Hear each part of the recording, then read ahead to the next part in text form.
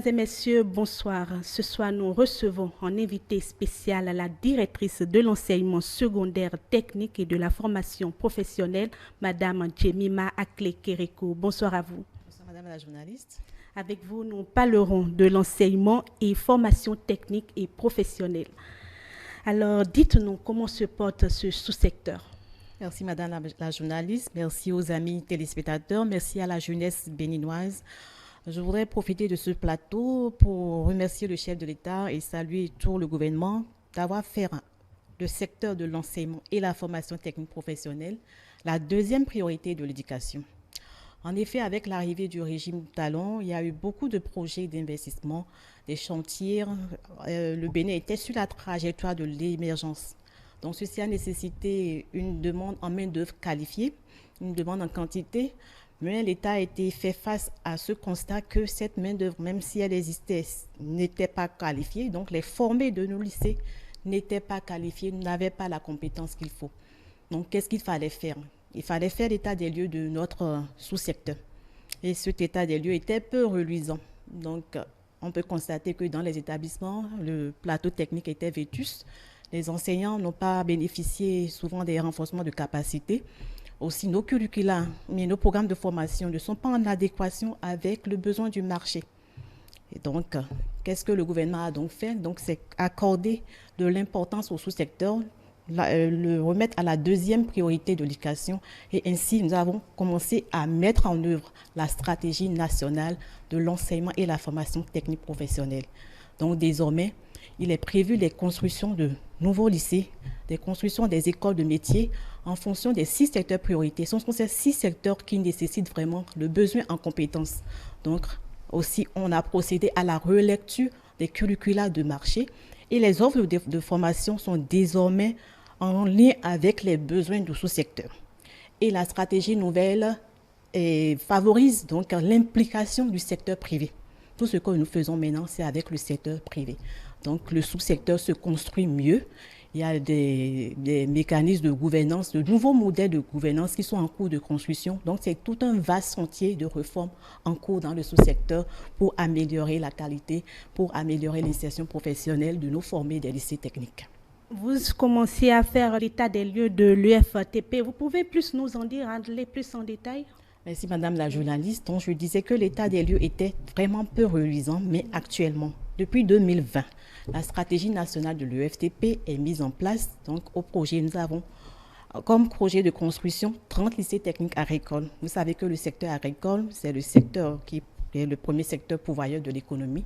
Donc, il fallait former des ouvriers agricoles pour accompagner tout ce pour que ces ouvriers puissent vraiment donner des compétences pour mettre en place soit des fermes agricoles, soit avoir des exploitants agricoles pour vraiment saisir des opportunités de ce sous-secteur. Donc, il est prévu 30 lycées techniques agricoles. Il est prévu des écoles des métiers en fonction des secteurs. Nous avons le secteur du numérique, hôtellerie, tourisme, vous savez, vaudouisme, vous allez à Ouida, vous allez voir le changement qui est net. Donc, tout ce qui se passe nécessite vraiment un accompagnement, un besoin en main-d'œuvre. Donc, il y a le secteur de l'énergie, du BTP, on n'en parle plus. Donc, tout ceci est en cours et nos offres de formation sont désormais liées avec les besoins de ces secteurs. Aussi, il est procédé à la relecture de nos curricula et sous forme modulaire et avec une démarche d'approche par alternance, c'est-à-dire que les curricula ou bien les formations se déroulent maintenant à la fois dans les lycées et à la fois dans les entreprises. Et aussi, nous avons le programme, les enseignants, près de 600 ont été recrutés pour le secteur agricole. Ils sont en formation à l'Université nationale d'agriculture de Kétou et ils sont accompagnés par l'expertise des Sud-Africains. Donc, tous ces potentiels, ces viviers de formateurs qu'on est en train de préparer, c'est toujours pour accompagner les nouvelles écoles de métiers, les écoles agricoles qui seront mises en place. Il y a d'autres qui sont allés à l'extérieur et qui sont revenus bien outillés, bien compétents et qui aussi vont se mettre au service de nos lycées pour vraiment accompagner les réformes. Et aussi, il y a des renforcements de capacités en cours pour les formateurs existants. Donc, ils font des programmes de renforcement de capacité. Actuellement, si vous allez à Asba, vous devez voir des experts chinois en train de former près de 60 enseignants dans le métier du numérique. Et les métiers aussi changent. Ce n'est plus les anciennes offres de formation qu'on a. Il y a les métiers de, comme vous avez audiovisuel, producteur web, il y a des métiers e-commerce, parce que tout évolue. Donc, il faut vraiment que chaque offre de formation aussi évolue. Donc, on arrive à s'adapter à tout ce changement et les curricula sont révisités en conséquence. Donc, le tout secteur se construit et bientôt, les jeunes qui vont sortir de nos lycées seront des jeunes bien outillés, bien compétents et pourront s'insérer et tirer profit de tout ce qui se passe dans le Bénin. En l'état actuel des choses, telles que vous en parlez, pensez-vous qu'il serait possible d'inverser la tendance, c'est-à-dire 30% dans l'enseignement secondaire général contre 70% dans l'enseignement technique? Oui, avec tous ces chantiers qui sont mis en place, c'est pour vraiment atteindre cette inversion de tendance. Parce que si on prend 100 apprenants qui sortent de l'enseignement secondaire général, c'est 3 seulement qui vont vers l'enseignement technique. Vous savez que l'enseignement secondaire général, le taux de chômage est vraiment élevé et ça se constate. Donc, c'est l'enseignement technique qui prépare à un métier. C'est l'enseignement technique qui nous permettra vraiment d'avoir des gens qui sont outillés, qui puissent vraiment construire le pays et pour réduire le taux de chômage. Donc, nous avons 30 lycées à construire. C'est toujours pour améliorer la capacité d'accueil. Et nous avons aussi des partenariats avec les établissements privés qui accueillent toujours, parce que là, avec la stratégie, avec nos communications, avec les orientations en cours, nous avons beaucoup d'affluence. Les gens commencent par comprendre et à opter pour l'enseignement et la formation technique professionnelle. Donc, nous avons aussi des partenariats avec ces établissements privés qui nous aident d'abord à accueillir le plein en attendant que tout ce qui se prépare puisse accueillir la masse des gens, des jeunes qui viennent et qui choisissent l'enseignement et la formation technique et professionnelle. Donc aussi, nous organisons des journées portes ouvertes, nous communiquons, mais il faut toujours communiquer parce que tout ce changement, c'est vrai que nous communiquons, mais il faut toujours atteindre les cibles, surtout les jeunes, les parents. Donc nous faisons quand même des journées portes ouvertes dans les établissements, des salons, mais nous avons commencé aussi à aller vers une activité phare, c'est-à-dire une activité qui va consacrer une semaine entière à parler de l'UFTP, à communiquer sur toutes les réformes, sur les actions entreprises. Alors, quels sont les mécanismes mis en place pour atteindre cet objectif? Il y a des sensibilisations pour que les jeunes connaissent les métiers, les offres de formation. Par exemple, depuis cette année, les lycées sont spécialisés et les parents n'étaient pas informés par manque de communication. Par exemple, à Koulibaly, c'est désormais 2 domaines qui sont retenus, les domaines de l'énergie, les domaines de numérique, et pour que les enfants qui soient formés dans ces lycées soient pointus et soient compétents.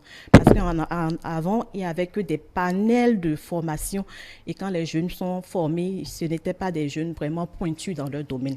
Donc, nous allons vers la spécialisation de nos lycées. Donc, tous les parents doivent être informés désormais des offres de formation par lycée. Aussi, les nouvelles offres qui sont introduites désormais, nous devons communiquer sur ça. Donc, nous allons organiser des journées de l'UFTP dans cette optique de communiquer avec la population, de communiquer avec la jeunesse, les opérateurs économiques, pour que tous les acteurs qui sont dans le secteur aussi aient une synergie d'action. Même dans un même ministère, des fois, on ne communique pas et des fois, il y a des chevauchements. Donc, tout cela, c'est juste pour que les acteurs qui interviennent dans le sous-secteur puissent communiquer avec le public. Aussi, je pourrais aussi parler de certains projets que les jeunes ne connaissent pas, mais qui sont au profit des jeunes. Le projet d'inclusion des jeunes prodige, qui a son parallèle à Azoli pour les jeunes qui sont déscolarisés et qui forment gratuitement les jeunes dans les lycées techniques agricoles et dans les lycées techniques professionnels. Mais quand on fait même les recrutements, à peine sur 5000 qu'on veut, on a plus à mobiliser 2000 jeunes pour bénéficier de ces formations. Donc, c'est souvent la communication qui permet vraiment de sensibiliser et de capter la jeunesse et les orienter vers les métiers de l'UFTP. Le ministre de l'Enseignement secondaire technique et de la formation professionnelle organise les journées de l'UFTP. Parlez-nous-en. Merci Madame la journaliste. Je suis là pour vraiment communiquer sur ces journées de l'UFTP.